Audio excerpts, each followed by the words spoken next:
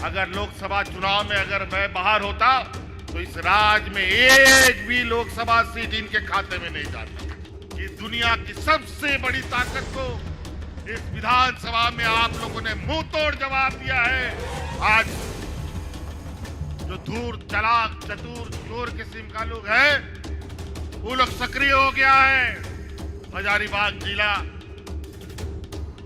आए दिन सांप्रदायिक तनाव को लेकर के सुर्खियों में रहता है। जोहार, देख रहे हैं आप द भारत मित्र, आपके साथ मैं आरती सिंह। देखिए, मुख्यमंत्री हेमंत सोरेन इन दिनों जब मंच पर जाते हैं तो वो दो तीन चीजों को लेकर काफी मुखर हैं। दो तीन चीजें क्या है?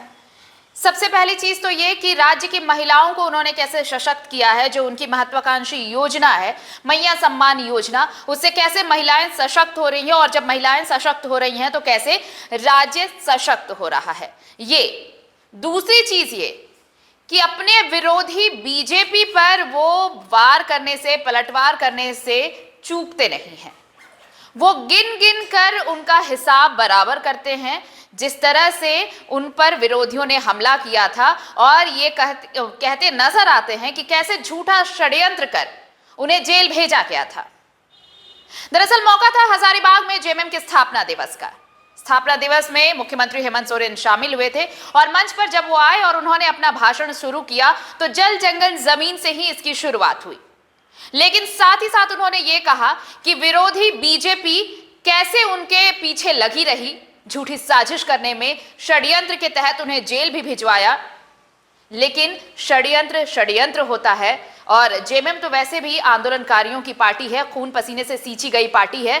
तो हर आंदोलन से, जिस आंदोलन से हमने झारखंड को बनाया है, तो वैसे ही वो आंदोलन उनका जारी रहेगा। और ये आंदोलन था, झूठ झूठ निकला, वो बाहर आए और जनता का प्यार मिला।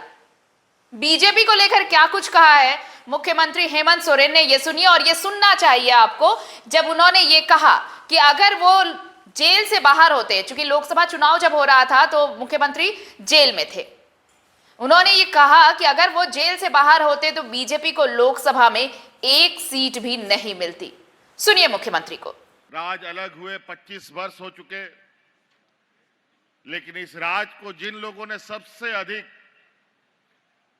दिशा देने का काम किया, जिसके कंधे में राज चलाने का जिम्मा आया, जो हमारे आज के दिन में घोर विरोधी हैं भारतीय जनता पार्टी के लोग, जो अलग राज के भी विरोधी थे और इस राज के आदिवासी मूलवासी के भी विरोधी रहे, उन्हीं लोगों के हाथ में यह सत्ता चला गया।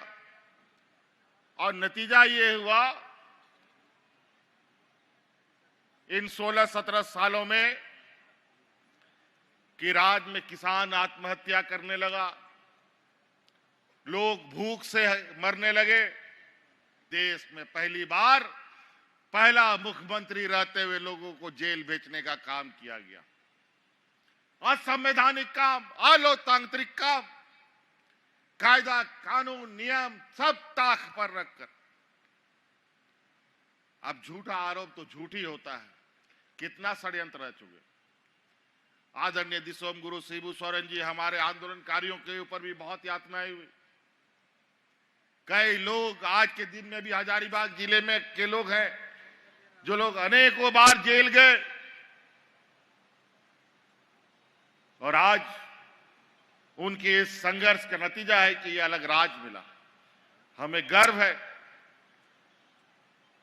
उसी प्रकार हमें भी जेल में डाल दिया गया और अंतोगत्वा हम लोगों ने राजनीतिक लड़ाई, कानूनी लड़ाई भी मजबूती से लड़ा। थोड़ा सा विलंब जरूर हुआ और आज फिर आपके सामने खड़े हैं। अगर लोकसभा चुनाव में अगर मैं बाहर होता तो इस राज्य में एक भी लोकसभा सीट इनके खाते में नहीं जाता। कि दुनिया की सबसे बड़ी ताकत को इस विधानसभा में आप लोगों ने मुंह तोड़ जवाब दिया है, फिर से आबुआ सरकार बनाने का काम किया है। इसके लिए आप सब लोगों का बहुत बहुत आभार। अपने भाषण में उन्होंने मुख्यमंत्री जो मैया सम्मान योजना है उसका जिक्र तो किया ही। उन्होंने बताया भाई कि क्यों ये योजना जरूरी थी और क्यों वो चाहते हैं कि जो राज्य की महिलाएं हैं वो सशक्त हो। ये तो बताया ही, लेकिन इसके साथ ही साथ उन्होंने लोगों से एक अपील भी की। ये जागरूकता अपील थी। उन्होंने कहा कि देखिए, अब लोगों को ये पता चल गया है, जो धूर्त हैं, चालाक हैं, उनको ये पता चल गया है कि आपके जेब में पैसे आ रहे हैं, तो अब ऐसे धूर्त लोग आपके आसपास मंडराने लगे हैं, घूमने लगे हैं, जो आपको प्रलोभन देंगे कि पैसा डबल कर दे रहे हैं, बहुत सारी चीजें, लेकिन उसके झांसे में आपको आना नहीं है। सुनिए। आज जो धूर्त, चालाक, चतुर, चोर किस्म का लोग है, वो लोग सक्रिय हो गया है। उन लोग को पता चल गया है कि सरकार इस राज्य के गरीबों के खाते में पैसा दे रहा है। आपके खाते पर उनकी नजर है।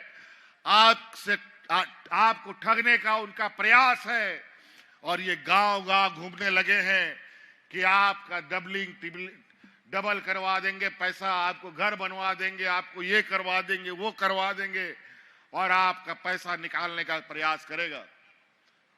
बिल्कुल किसी को नहीं देना है। ये पैसा आपका बुद्धि विवेक के हिसाब से काम करना है।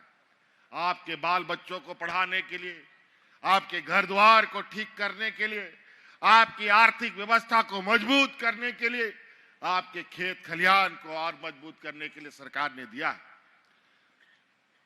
सिर्फ दिया ही नहीं है, और दे रही है। और जब तक ये सरकार रहेगी, ये सरकार आपको लगातार आर्थिक रूप से मजबूत करने का काम करेगी।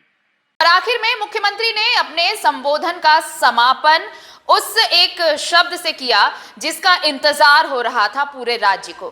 दरअसल हजारीबाग में रामनवमी को लेकर के खूब जोर शोर से तैयारियां चल रही हैं। अलग अलग जगहों पर देखिए कुछ झड़प भी सामने आई। इन खबरों को लेकर बीजेपी पर जमकर बरसे मुख्यमंत्री।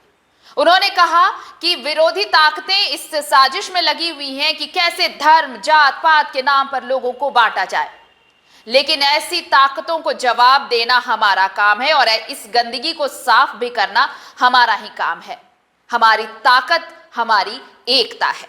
सुनिए मुख्यमंत्री हेमंत सोरेन को सद्भावना के इस बयान को लेकर। हजारीबाग जिला आए दिन सांप्रदायिक तनाव को लेकर के सुर्खियों में रहता है। इस संकल्प के साथ हम लोग आगे बढ़े कि जिस तरीके से ये खुरापात करने वाले जो लोग हैं, इनको मुंह तोड़ जवाब देना है, तो हमें एकता के साथ देना है। यही ताकत झारखंड की है, यही ताकत देश की है। खबर पसंद आए तो आप QR स्कैन कर दें हमारा साथ। आपका एक छोटा आर्थिक सहयोग है हमारा बड़ा हौसला। द भारत मित्र, बुलंद भारत की बुलंद तस्वीर।